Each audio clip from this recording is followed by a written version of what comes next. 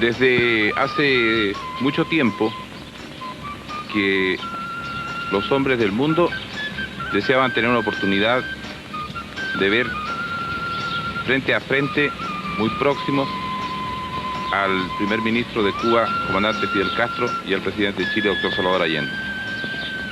Es interesante que sea América Latina la que haya producido este fenómeno que en estos instantes concita la atención de todo el mundo. Desde que el comandante Fidel Castro llegó a Chile, muchos periodistas han estado pensando cómo poder seguir una conversación entre estas dos figuras de la política mundial. Y este es el momento y esta es la oportunidad de poder tenerlos próximos y frente a frente en un diálogo abierto sobre temas que interesan a toda la humanidad. Presidente Allende, se habla no solo en Chile, sino en todo el mundo de la expresión vía chilena. ¿Cómo podría usted definir este proceso político que se ha dado en llamar la vía chilena? En realidad, la denominación de vía chilena podríamos decir casi que es una exageración, pero yo creo que más que nada tiende a tipificar algo que está de acuerdo con nuestra realidad, nuestra historia y nuestra tradición. Pueblos que luchan por su emancipación tienen, lógicamente, que adecuar a su propia realidad las tácticas, ¿no?, y la estrategia que ha de conducirnos a las transformaciones.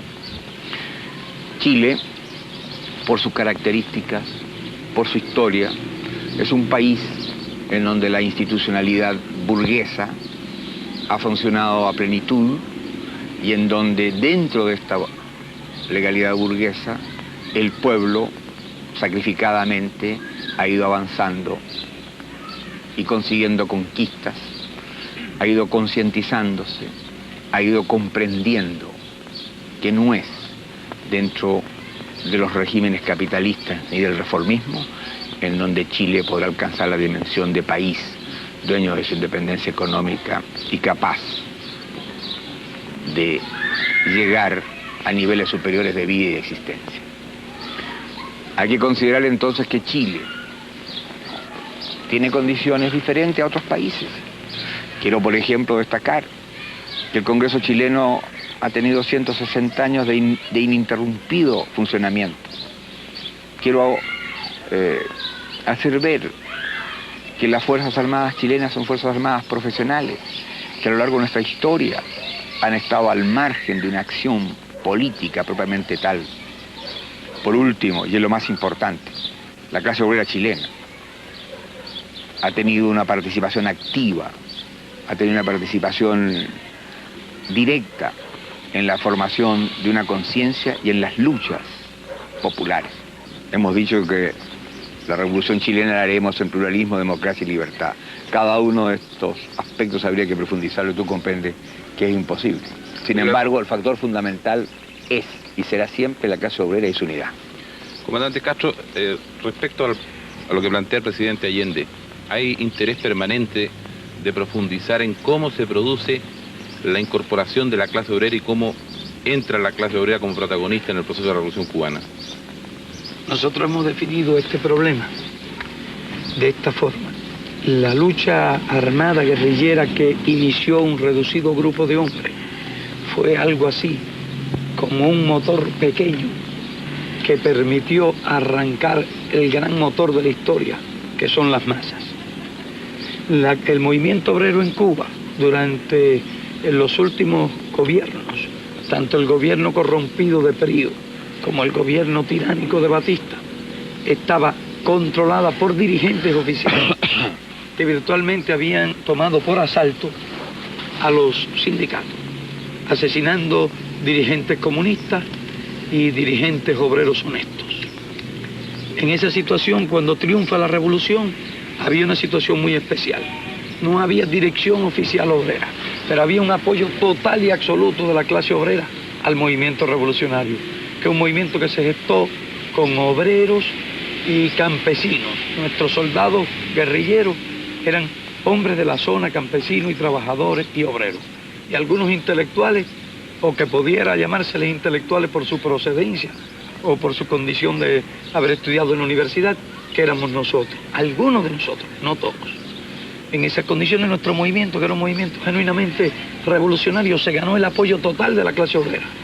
Y así, al final de la guerra, en un momento crítico, mediante una estación de radio y sin contar con ninguna dirección organizada, se paralizó en cuestión de minutos a todo el país, mediante un llamado del ejército rebelde a través de su emisora radial. Y eso fue en un momento en que ellos trataron de hacer una maniobra, un golpe de Estado a última hora, un factor decisivo en el aplastamiento de Batista y en impedir que se pudiera hacer ningún tipo de maniobra. Es decir, fue factor decisivo en la toma del poder en ese minuto. Y claro, después del triunfo de las armas, la clase obrera pues se organizó, se preparó y constituyó el baluarte, constituyó la masa de combatientes. Mientras nosotros por un lado continuamos desarrollando nuestro pequeño ejército, que llegaron a convertirse en poderosas fuerzas armadas, al mismo tiempo, en caso de lucha, en caso de agresión al país, lleva detrás todo el pueblo organizado, encuadrado en sus unidades militares, de manera que nosotros podemos decir que en nuestro país todos los obreros son soldados. Y también a la vez, como no hemos visto en la necesidad de tener muchos hombres sobre las armas, y esos hombres en determinado momento tienen que participar en la producción, decimos también que todos los soldados son obreros. Presidente, la clase obrera, de acuerdo con las dos respuestas de ustedes, pasa a ser el elemento protagonista dentro del proceso. Hay un elemento, el escenario. ¿Usted podría hablarnos un poco de la tradición chilena, de la tradición de lucha y del estilo del país? Claro. A propósito, ahí se oyen algunos gritos que son de mis vecinas. Al lado hay un colegio, el Sagrado Corazón, y quieren verte. Bien, para contestar la pregunta de Augusto Olivares, quiero decirte, Fidel, que lógicamente Chile tuvo, por las características mismas de su régimen, la posibilidad de que la clase obrera se organizara.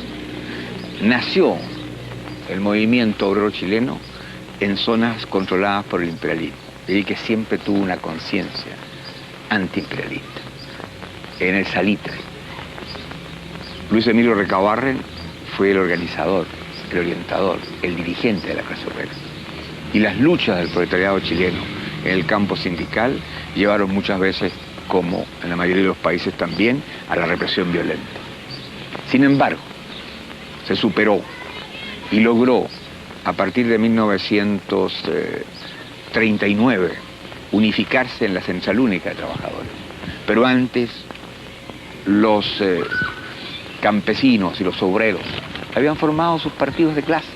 Así tenemos nosotros que el Partido Comunista es el más antiguo de América Latina, uno de los más antiguos del mundo y, por cierto, en relación a la población, uno de los más poderosos.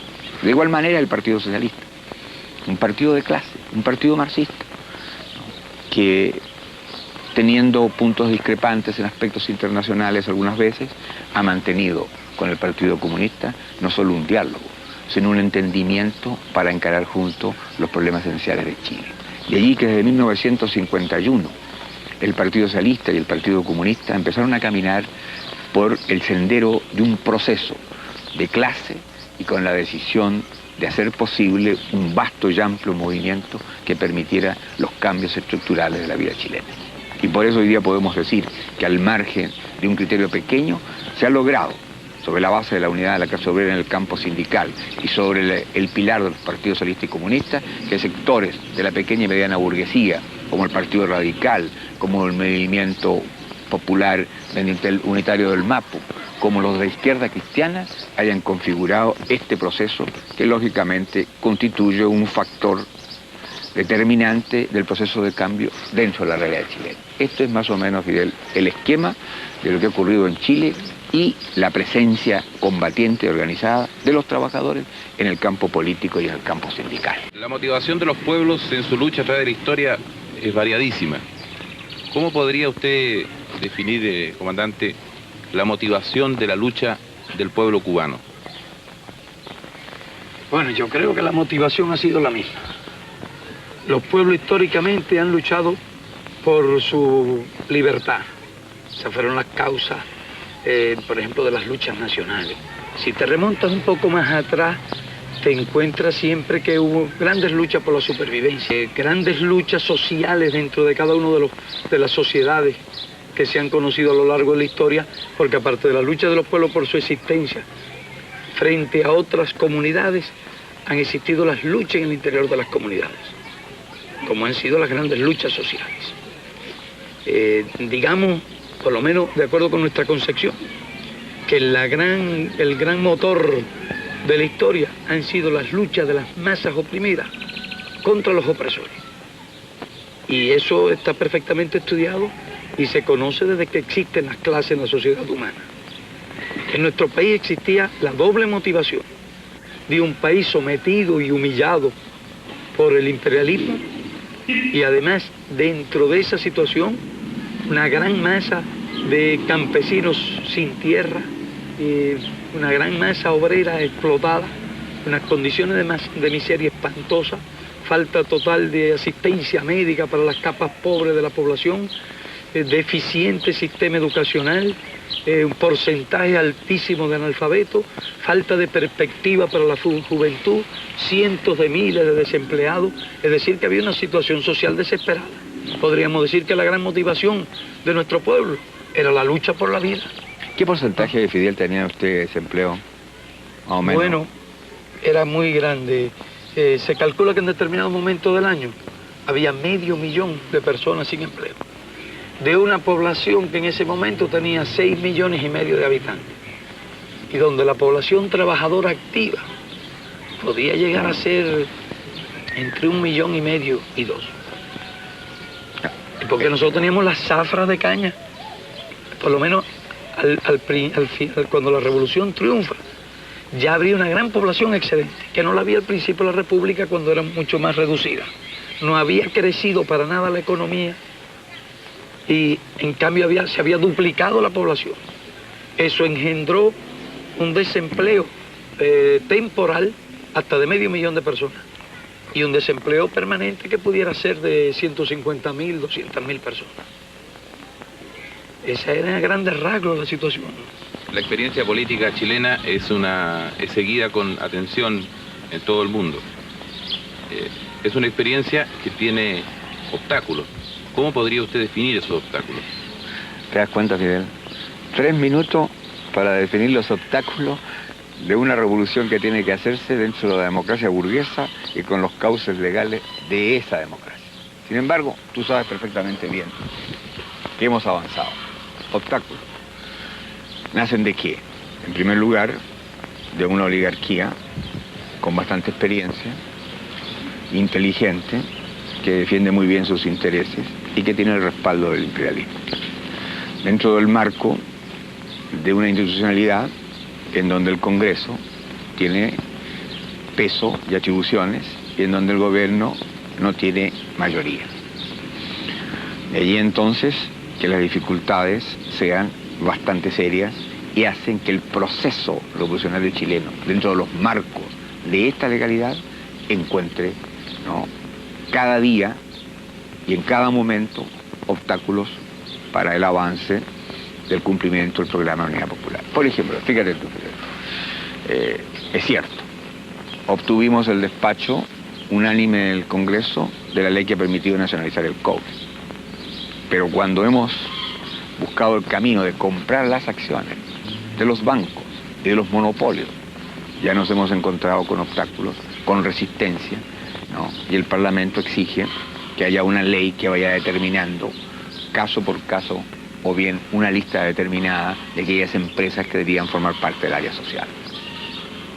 Te comprende, pues, Augusto Olivares, que las dificultades en el caso nuestro también están en relación con ¿qué? Con una libertad de prensa que es mucho más que una libertad de prensa, que es un libertinaje de la prensa. Se deforma, se miente, se calumnia, se tergiversa. Los medios de difusión con que cuenta son poderosos. Periodistas vinculados a intereses foráneos y a grandes intereses nacionales.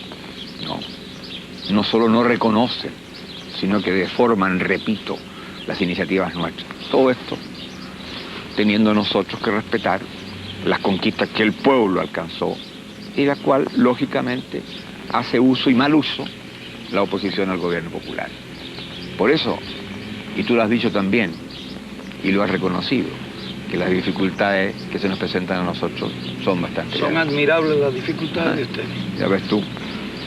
Presidente, y a pesar de esos obstáculos, se puede llevar adelante el proceso. Y se avanza, ya lo he dicho, el cobre es nuestro, el hierro es nuestro, el salitre es nuestro, el acero es nuestro. Es decir, las riquezas básicas las hemos conquistado.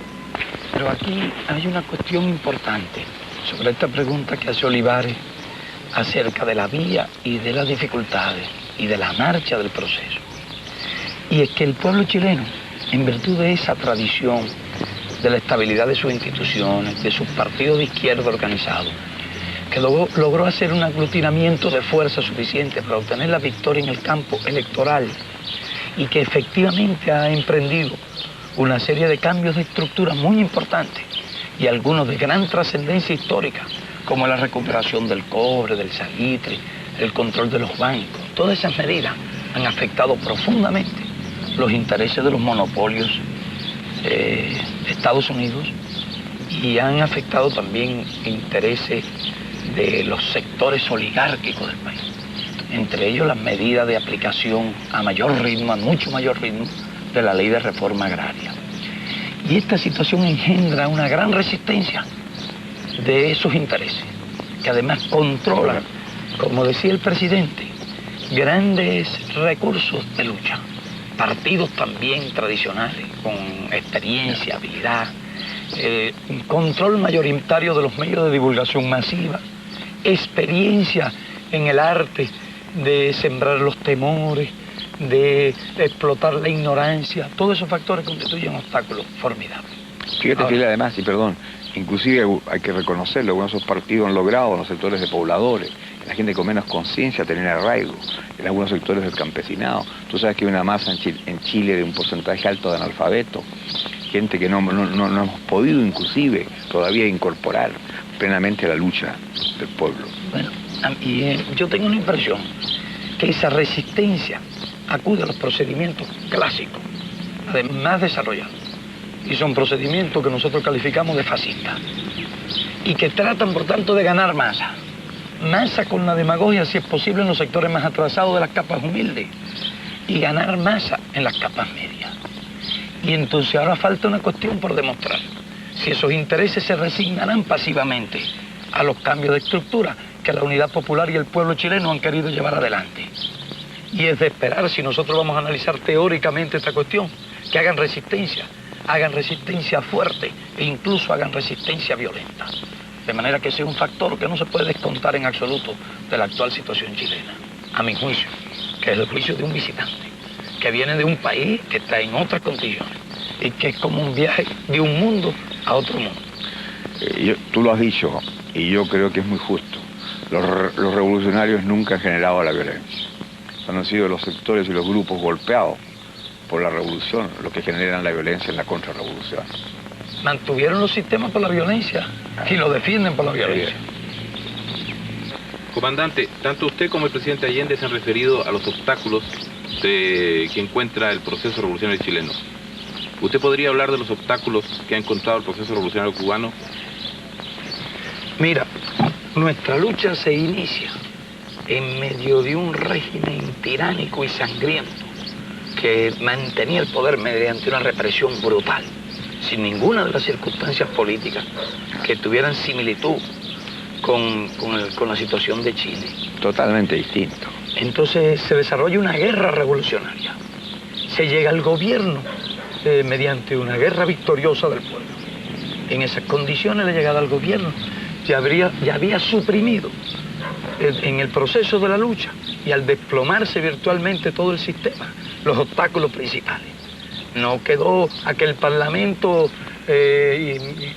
fraudulento que había establecido como toda una máscara para darle alguna forma legal al gobierno de Batista. Todo aquello se vino abajo con el régimen En el momento de la derrota huyeron casi todos del país y entonces se estableció un gobierno revolucionario donde el Consejo de Ministros tenía las facultades legislativas y ejecutivas. Eso facilitó mucho la formulación de las leyes y la adopción de las medidas pertinentes. Hubo lucha, desde luego, hubo resistencia, pero desde luego el obstáculo principal nuestro fue de orden exterior, porque chocamos lógicamente de inmediato con los intereses imperialistas.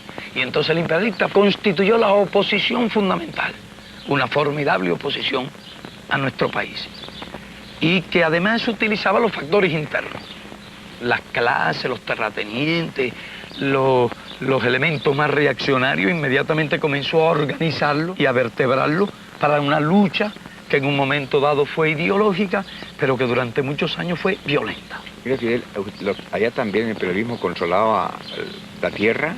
El imperialismo controlaba la tierra. El cobre de nuestro es la caña de azúcar. Y la caña se cultivaba en las mejores tierras. Y las mejores tierras cañeras eran de la United Fruit Company y de otras numerosas compañías de Estados Unidos. De manera que nuestra ley de reforma agraria nos hace chocar de inmediato contra los intereses imperialistas. Te hice esa pregunta porque es distinto. Aquí controlaban las minas, allá controlaban las tierras. Exactamente. La diferencia era que nosotros no teníamos esos obstáculos de que hablaba el presidente, indiscutiblemente. Lo que sí tuvimos fue una lucha muy frontal del imperialismo que ha durado estos 13 años. ¿Sigue siendo el imperialismo el obstáculo principal en el proceso? Nosotros diríamos que el obstáculo de orden objetivo fundamental es ese. Luego hay obstáculos de orden subjetivo. Nosotros no hemos tenido tiempo todavía de desarrollar toda una nueva generación de técnicos, de ingenieros. Eso llevan 20 años por lo menos.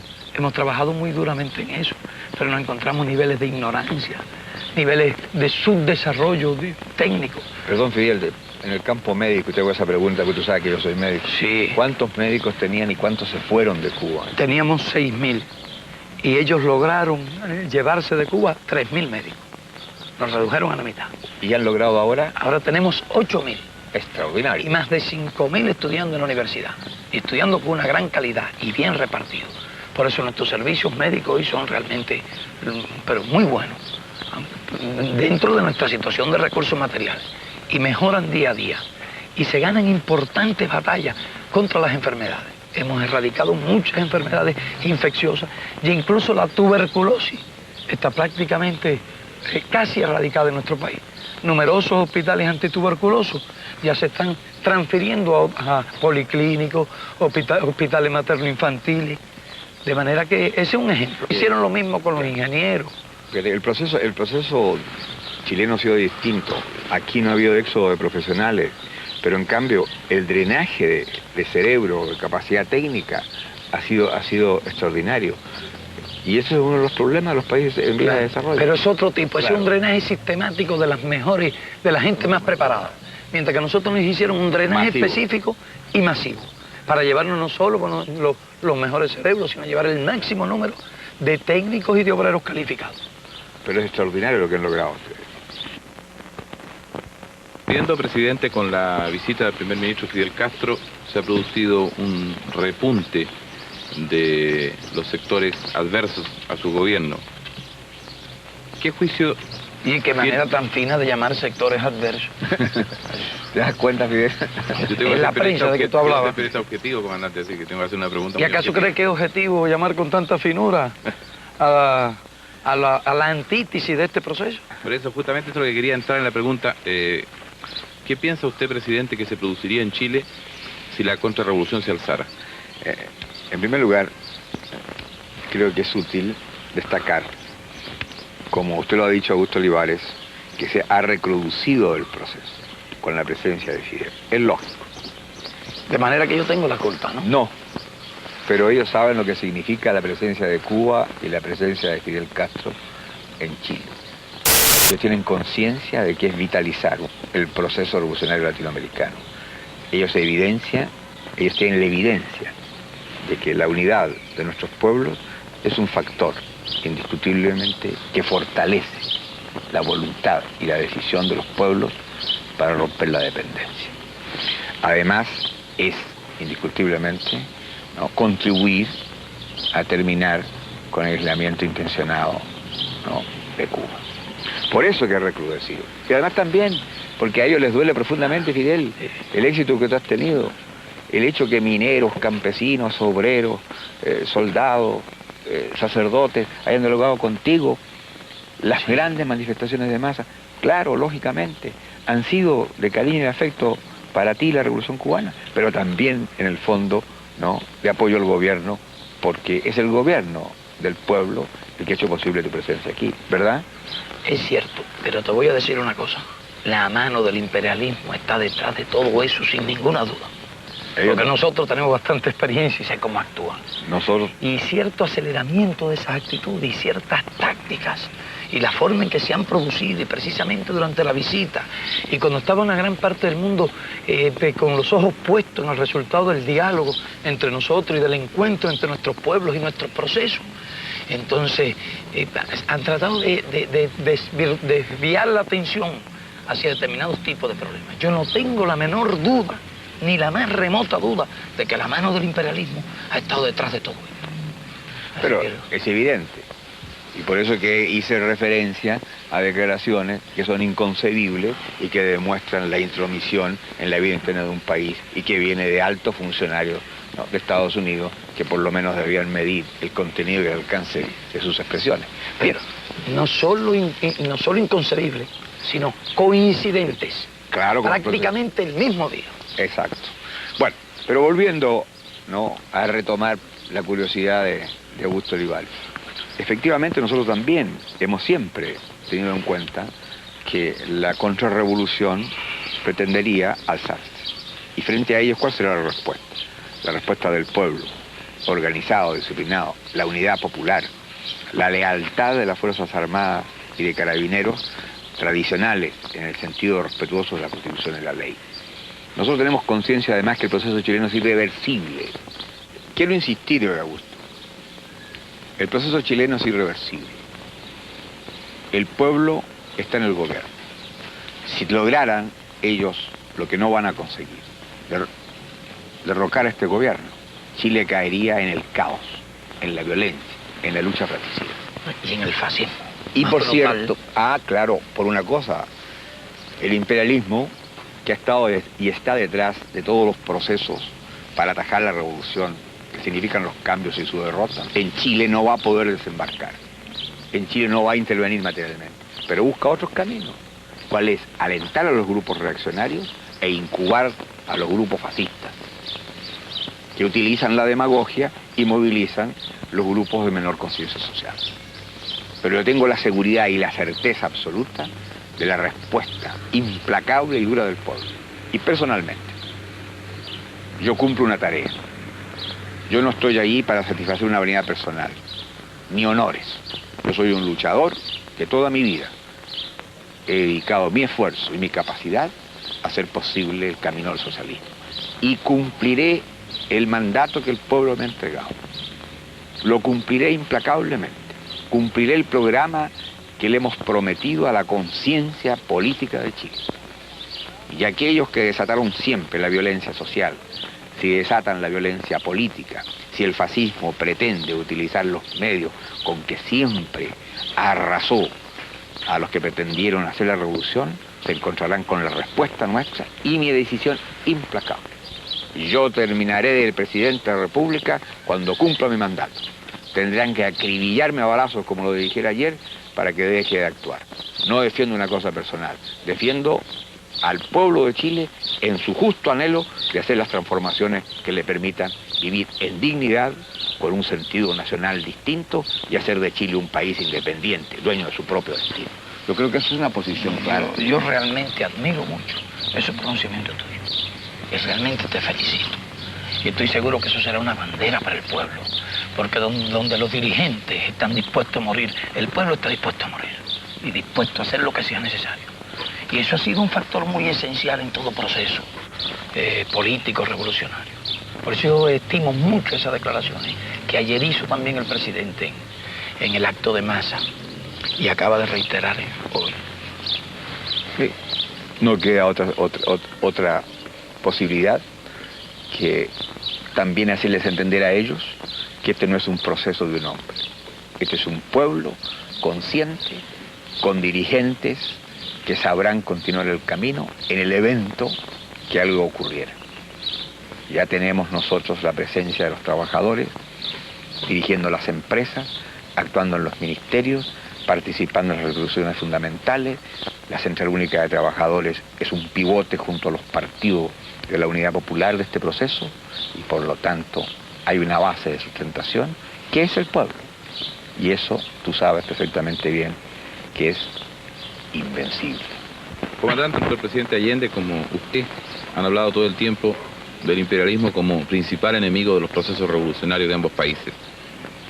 Resulta casi inexplicable la supervivencia del proceso cubano a 90 millas de los Estados Unidos.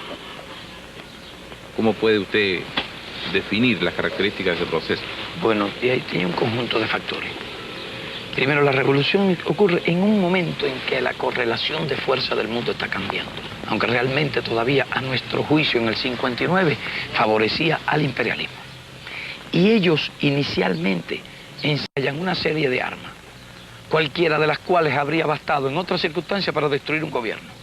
No se dieron cuenta del tipo de gobierno que se había formado, con una fuerza que se desarrolla en el combate, que logra un gran apoyo de la nación. Ahora ellos intentan destruirnos, apenas hicimos algunas leyes que cambiaban la estructura y que chocaban con sus intereses, como fue la ley de reforma agraria, con el bloqueo económico. Digamos, nos suprimieron la cuota azucarera, nos suprimieron totalmente los combustibles. Eso habría bastado para crear una situación muy difícil a cualquier país. Claro, habría desalentado inmediatamente a las capas más débiles, más atrasadas, más cobardes, habría movilizado a sus aliados sociales. Pero en Cuba, ¿qué ocurrió? En Cuba estaba el pueblo y eso sirvió para energizarlo, levantar el espíritu. Pero además pudimos contar en ese momento con la solidaridad internacional. Desde el punto de vista económico, fue muy importante y muy decisiva para nosotros en ese momento que la Unión Soviética nos compró el azúcar. ¿Y el petróleo, Fidel? Y nos abasteció de petróleo. Eso te preguntaba. Fueron dos factores muy importantes. ¿Cuánto petróleo al año? En ese momento consumíamos unos 4 millones de toneladas. Qué importante. Y ellos producían ciento y tantos millones. Fue un gran esfuerzo. No tenían la producción de hoy y la flota de transporte que tienen hoy. Pero entonces ellos, los imperialistas, intentaron ya el empleo de las armas. Y fueron a usar el procedimiento de Guatemala, una invasión de mercenarios desde el exterior. Indiscutiblemente subestimaron una vez más al pueblo. Y la invasión fue totalmente aplastada. Después estaban planeando ya otras medidas, otras agresiones con intervención directa de su fuerza. Y fueron esos factores los que originaron las medidas que condujeron a la crisis de octubre. Ellos han utilizado armas políticas, armas militares, armas económicas. Pero nosotros hemos logrado desarrollar un pueblo muy unido, en que no hay ningún factor diversionista, no hay elemento de división. Hemos creado una gran igualdad, una gran unidad. En nuestro pueblo, hombres y mujeres están dispuestos a pelear. En nuestro país, hombres y mujeres están dispuestos a luchar hasta la última gota de sangre. Y eso el imperialismo lo sabe. Y por eso nos respeta. Y yo no creo que tenga ya ni la más remota posibilidad de aplastar a la revolución.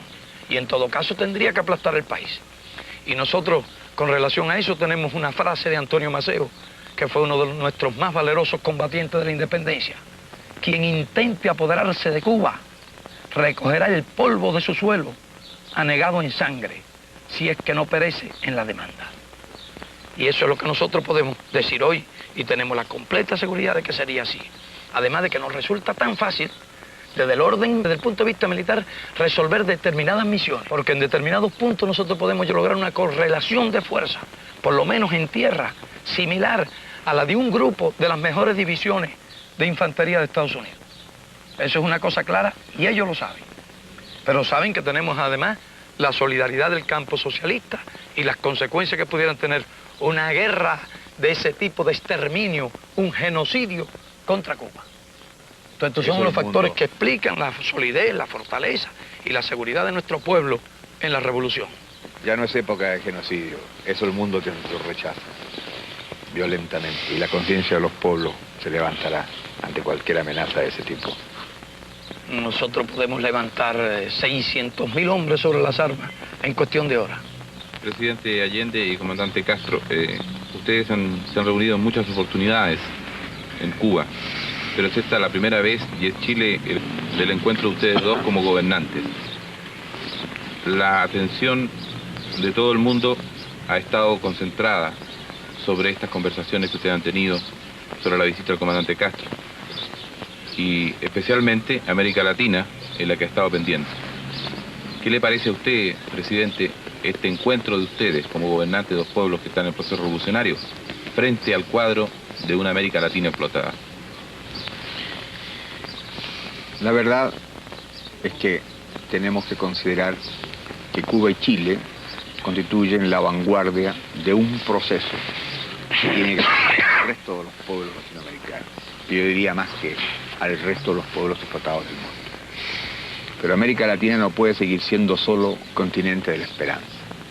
Hay que imaginarse lo que significa la brecha, la distancia que separa a nuestros países, dependientes en lo económico y sometidos en lo político, de los países del capitalismo industrial y de los países socialistas.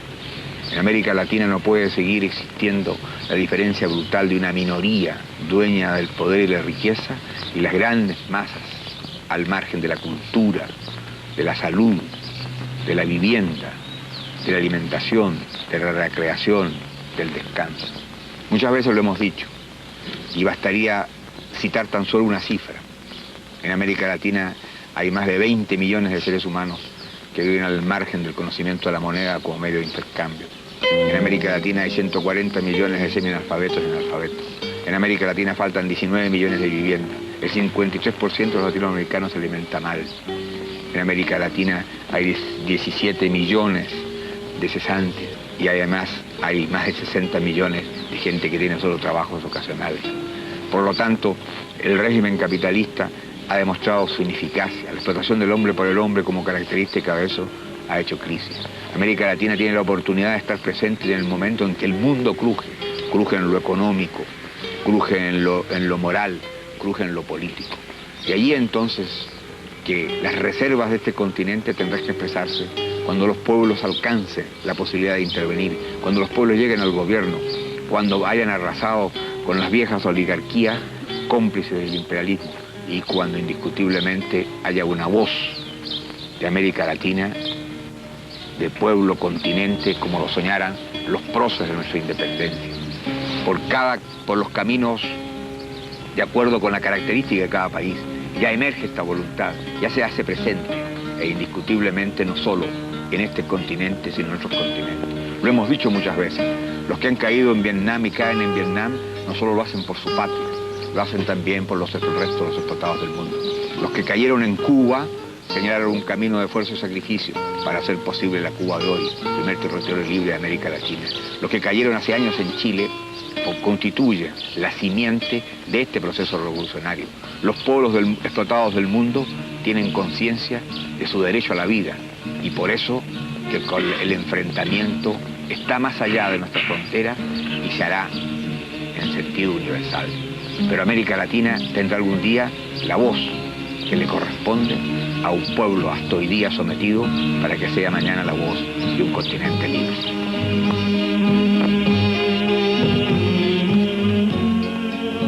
Pero nosotros consideramos que este continente tiene en su vientre una criatura que se llama revolución, que viene en camino y que inexorablemente por ley biológica, por ley social, por ley de la historia, tiene que nacer. Y nacerá de una forma o de otra. El parto será institucional, en un hospital, o será en una casa. Serán ilustres médicos, o será la partera quien recoja la criatura. Pero de todas maneras, habrá parto. América está dormida, pero no por mucho tiempo, que empieza a soplar el viento que trae la libertad. América está dormida, pero no por mucho tiempo, que empieza a soplar